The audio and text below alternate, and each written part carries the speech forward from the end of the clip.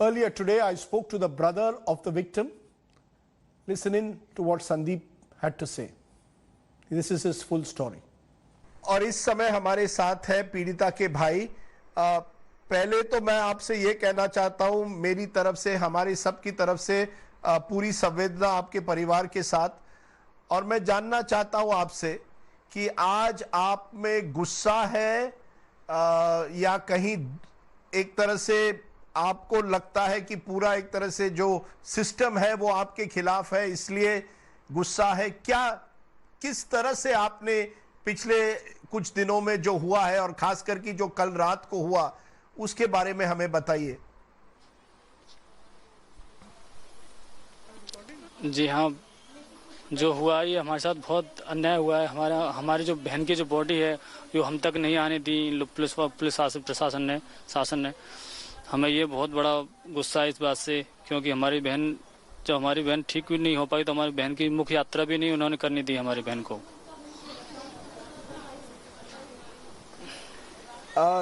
Police का कहना है कि वो तैयार थे ये अंतिम संस्कार करने के लिए देर रात को, लेकिन परिवार तैयार नहीं था। परिवार चाहता था कि सुबह हो। सच्चाई बताइए हमारे सामने कि वाकई हकीकत क्या है? जी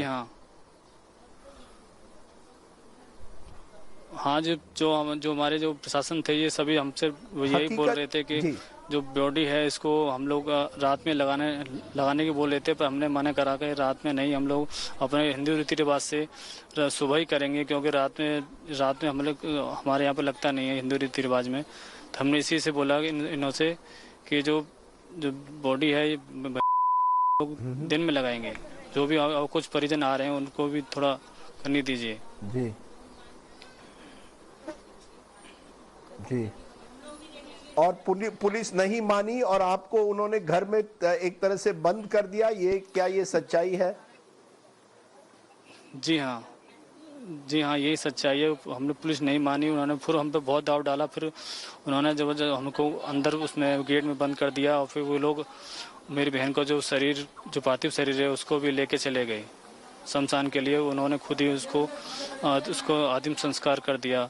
पर हमें ये भी नहीं पता कि वो जो डेड बॉडी है वो मेरी बहन की है या किसी और की है, या वो है भी नहीं, ये भी हमें नहीं पता है। क्योंकि हमें जो हमारे बोले थे कि हमें अपनी बहन के जो डेड बॉडी है वो थोड़ा हमें दिखाया जाए, पर पुलिस प्रशासन ने हमको वो हमारी जो बहन की डेड बॉडी है वो दिखाई नहीं दी। उसको एम्बुलेंस के पास तक भी नहीं जाने दिया। हमारी जो बहन और मेरी बुआ जी और जी ये लोग गए थे देखने के लिए, तो उनके प्रशासन के जो लेडीज़ कांस्टेबल हैं उन्होंने उनके ऊपर टॉर्चर भी करा और उनको उठा के हाथ पैर पकड़ के कांटे पर भी फेंका उनको। तो मेरी बुआ के कांटे भी गड़ गए और जो उनकी चूड़ियाँ हैं उसकी चूड़ी की नीचे गिरी तो उनकी चूड़ियाँ भी हाथ में उनके घुस गई। तो काफ़ी उनका खूना कच्चड़ भी हो गया। 2-3 हमारी बुआ जी हैं और मेरी बहन के भी।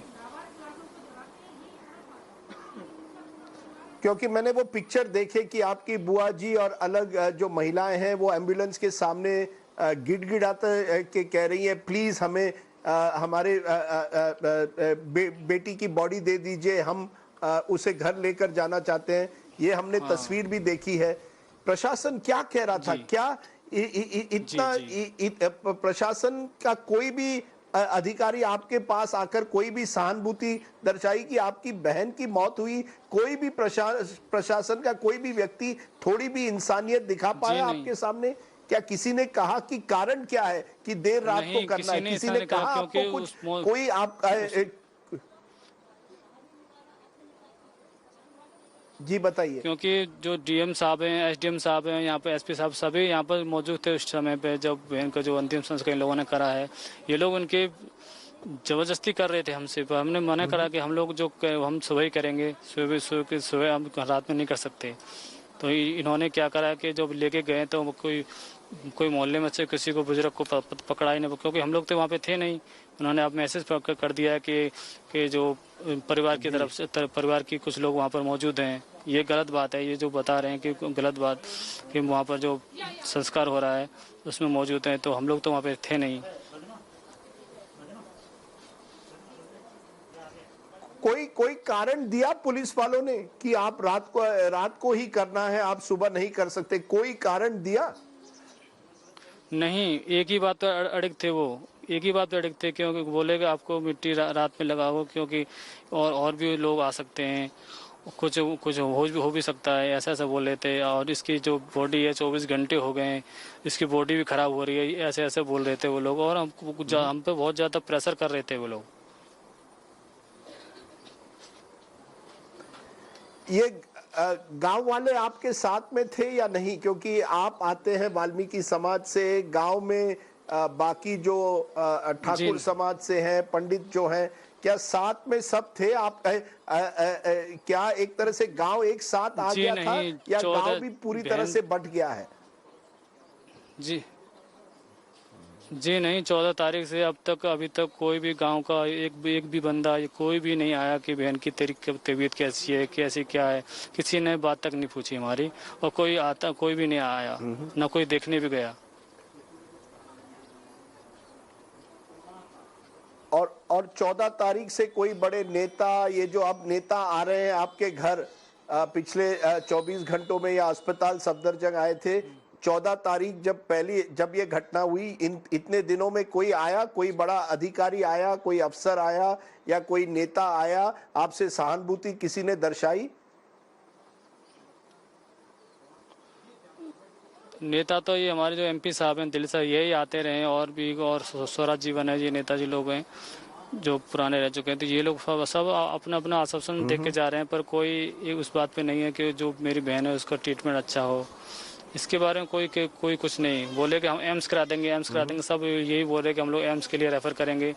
बोलते बोलते रह गई, पर बहन को एम्स में नहीं ले जा सके। और ले भी गए तो एम्स की बोल के उन्होंने सफदरजंग में उसको बहन को एडमिट कराया गया, जो कि फिर बहन की वहाँ पर मृत्यु हो गई। यार, ये जब घटना संदीप पहली बार हुई, मुझे लगता है 14 तारीख को जब हुई, उसके बाद आपने कोशिश की कि वो अच्छी से अच्छी ट्रीटमेंट मिले, एफआईआर दर्ज हो, पुलिस उस पर कार्रवाई करे। किस तरह से प्रशासन ने आपको रिएक्शन दिया जब भी आप कोशिश करते थे प्रशासन से कि आपकी बहन की हालत देखिए, उनको अच्छे अस्पताल में डालना है, जिन्होंने ये करवाया उनके खिलाफ सख्त कार्रवाई होनी चाहिए, तब प्रशासन क्या कह रहा था? प्रशासन तो बस कर रहा है कि बोले जो भी बोल रहे कि हम लोग आपके साथ हैं, आपको सब चीज़ से साथ हैं, तुम्हारी सिक्योरिटी के लिए सब चीज़ हम लोग सिक्योर हैं बिल्कुल। सब लोग ऐसे आश्वासन दे के जा रहे हैं, पर कोई हमारा जो वो था, पर अभी भी कल जो बात हुई है, तो कल जो हमारे एसपी साहब हैं वो खुद लैब आए हैं जनपद थाने से, बोल रहे हैं कि जो जो ये पीड़िता है, इस लड़की का गैंग रेप नहीं हुआ है, ना ही इसकी रीढ़ की हड्डी टूटी है, ना ही इसकी जीभ काटी है, ऐसा बयान दिया है उन्होंने।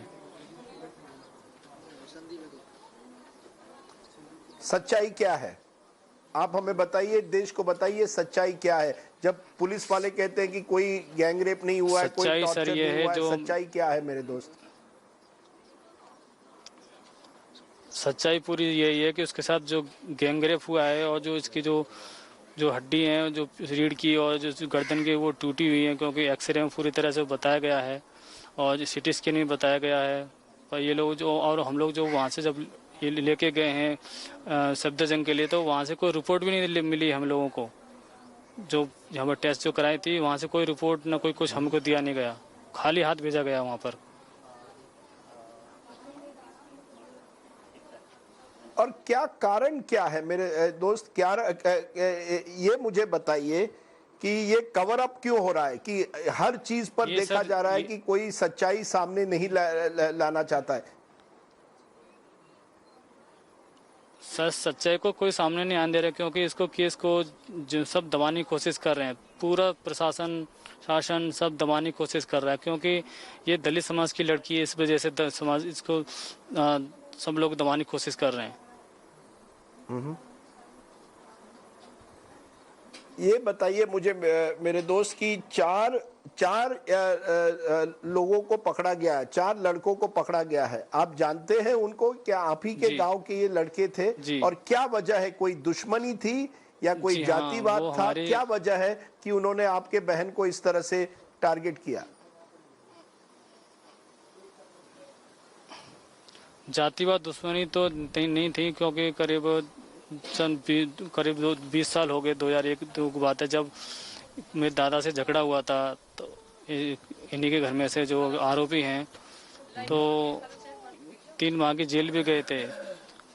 जी हाँ, 3 माह की जेल भी गए थे ये लोग, इन्हीं के घर में से। जो जो संदीप जो आरोपी है, उसका जो बाप है गुड्डू, तो ये जेल भी गए। उसके बाद फिर मेरे दादाजी एक्सपायर हो गए, तो वो केस खारिज हो गया। उसके बाद फिर वैसे हम लोग से बोलते चालते थे, हमने कोई ऐसा नहीं सोचा था कि हमारे साथ ये ऐसा करेंगे। हमने बिल्कुल भी इनकी तरफ कोई ऐसा नहीं सोचा था, ना कुछ करा था कि ये लोग हमारे साथ ऐसा कर सकते हैं।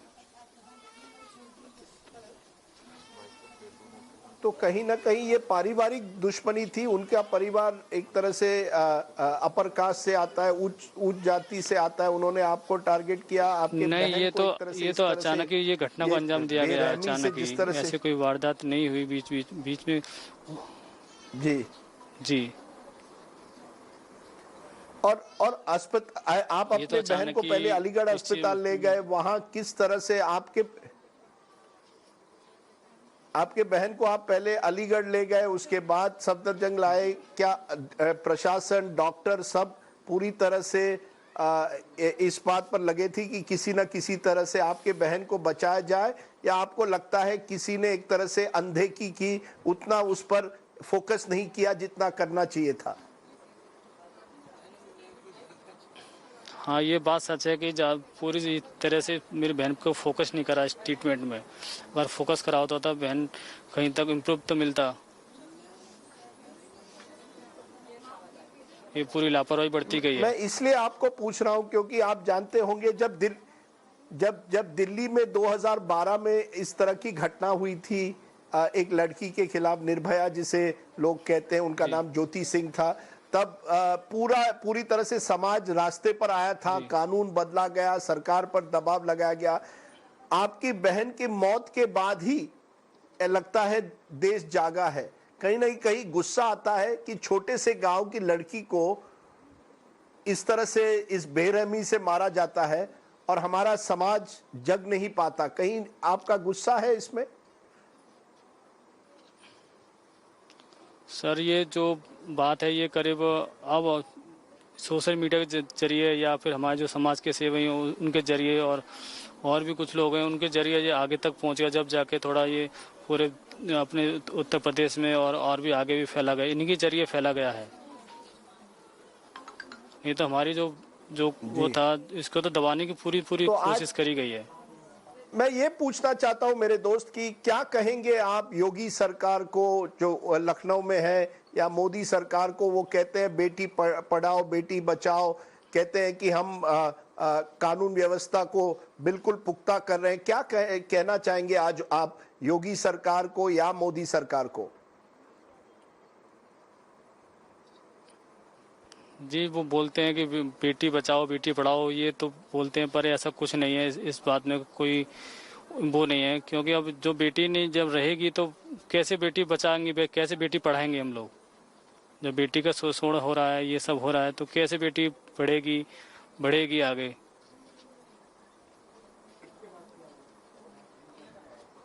क्या कहीं ना कहीं आपको लगता है कि अगर आप दलित हैं, आप महिला हैं, तो आप सुरक्षित नहीं है गांव में? ये आप मुझे आज कहना चाहते हैं? जी नहीं, ये बात सत्य है कि हम लोग सुरक्षित नहीं हैं, क्योंकि ये पूरा जो समाज है यहाँ पर, सब श्रमणों का समाज है। हम लोग तो बहुत कम है यहाँ पर, तो हमारे 2-4 घर हैं बस, क्योंकि इन्होंने पहले से अपना दाव रखा है, हमारे लोगों पर दबदबा बना के रखा है।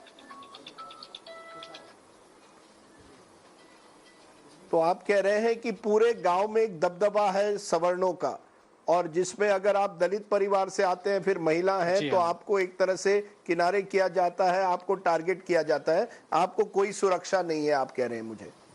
जी जी जी जी, हमसे दूर व्यवहार भी करा जाता है, बहुत ज़्यादा। मैं जी, मैं इसलिए पूछ रहा हूं क्योंकि इसी उत्तर प्रदेश में मायावती जी मुख्यमंत्री बनी, बसपा बनी, एक सामाजिक क्रांति की बात हुई, एक राजनीतिक क्रांति की बात हुई। क्या हुआ उन सब चीजों को? आप कह रहे हैं आज आपको इन सब नेताओं में विश्वास नहीं है, इनके वादों पर विश्वास नहीं है। जी नहीं, हमें विश्वास नहीं है लोगों पर, क्योंकि बोलते कुछ है, होता कुछ है।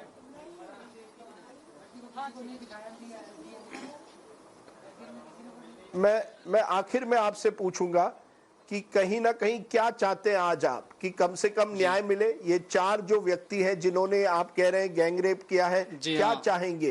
किस तरह का कानून आप उनके खिलाफ चाहेंगे? क्या चाहेंगे? इंसाफ चाहते हैं? क्या चाहते हैं?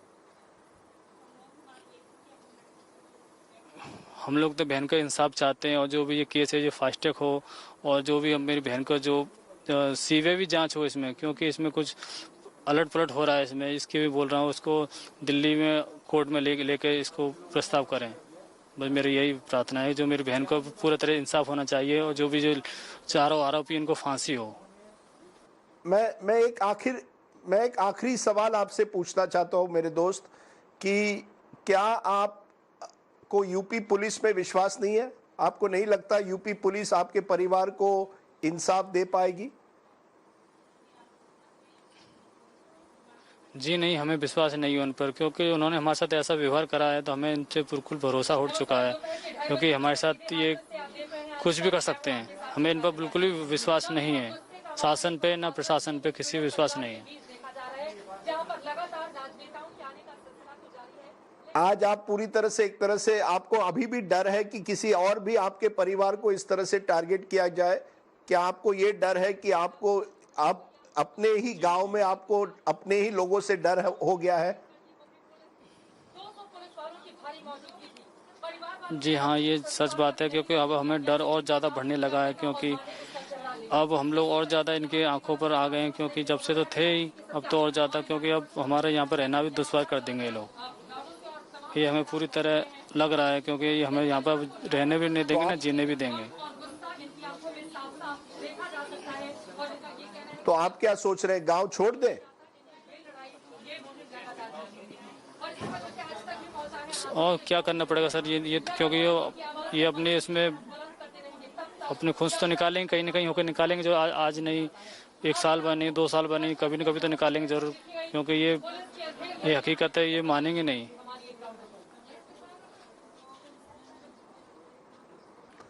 मैं आपसे आज एक वादा करना चाहता हूं, और मैं आपको विश्वास दिलाना चाहता हूं कि समाज के कई लोग आपके साथ हैं। आप बस बिल्कुल डटे रहिए, और आपके बहन को जरूर इंसाफ मिलेगा, आपके परिवार को एक तरह से इंसाफ मिलेगा। और मैं चाहता हूं कि जिस बहादुरी से आपने आज बात की है, मैं एक बार फिर क्या कहूं, बस हम सब की तरफ से हमारी संवेदनाएं, और मेरे दोस्त आप डटे रहिए, आपको जरूर इंसाफ मिलेगा। जिन्होंने ये किया है उनको जरूर सजा मिलेगी।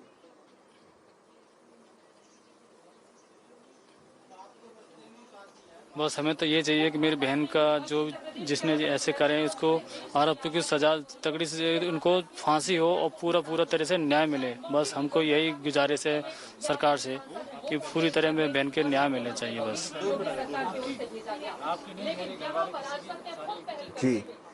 जी आपने हमसे बात की आज, बहुत बहुत शुक्रिया। Thank you very much.